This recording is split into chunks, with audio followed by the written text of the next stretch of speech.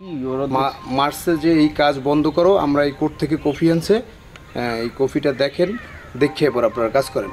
তো এইটা তারা আমি যখন দেখাইতে গেছি তখন তারা আমার মারধর করছে আর কি।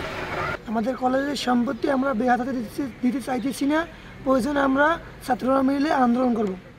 আমরা শুনতে পাচ্ছি যে কলেজের জায়গা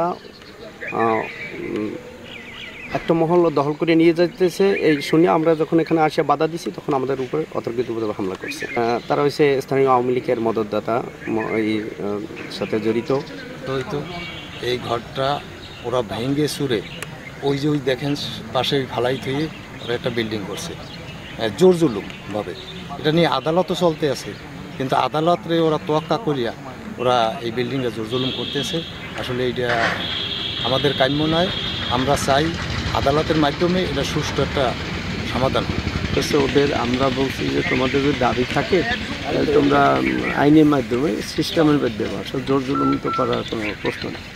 কিন্তু ওরা আসলে মানে বেশি হয়ে যায়, মানে ধাক্কাধাক্কি করে ওই যে কাজ করে নিছে, যেটা প্রতিষ্ঠান তো কেউ তো আর কর্তৃপক্ষ আইন ছাড়া তাদের কিছু করার নেই।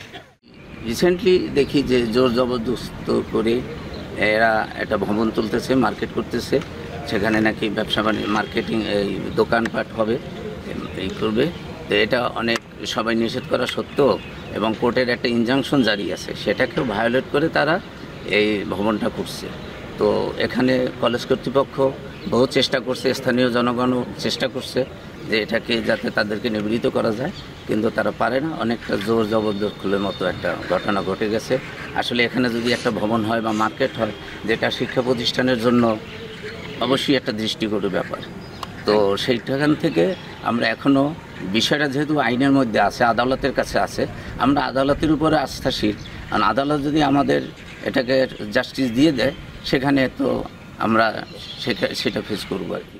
হাজী তাহিরউদ্দিন ইসলামিয়া ডিগ্রি কলেজ নিয়ে যে বিষয় জটিলতা সৃষ্টি হয়েছে, এটা ইতিমধ্যে আমাদের উপজেলা প্রশাসনের নজরে এসেছে। আমরা মহামান্য হাইকোর্টের নির্দেশনা মোতাবেক ওই কলেজের জমিতে যে নির্মাণ করা হচ্ছে সেটা আমরা ইতিমধ্যে কার্যক্রম বন্ধ বা স্থগিত রেখেছি।